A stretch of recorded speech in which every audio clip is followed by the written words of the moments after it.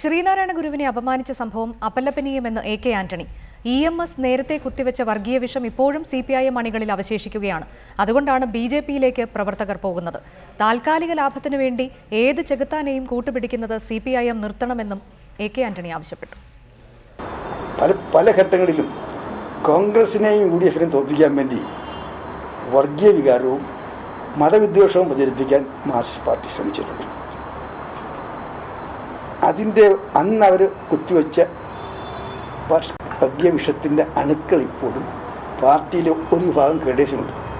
ഒരു ഉദാഹരണം പറയുന്നത് 1987 മാർക്സിസ്റ്റ് പാർട്ടിയുടെ നേതൃത്വത്തിൽ ഗവൺമെൻറ് വന്നത് പച്ചയായ വർഗീയ വികാരം ആൾക്കെത്തിച്ചിട്ടാണ്.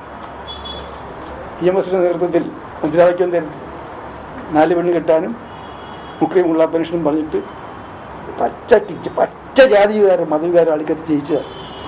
അങ്ങനെ പലപ്പോഴും ജനങ്ങളുടെ ദുർബല വികാരങ്ങൾ ആളിക്കത്തി ജയിച്ചപ്പോൾ അണികളിലേക്ക് അത് കുത്തിപ്പോയി.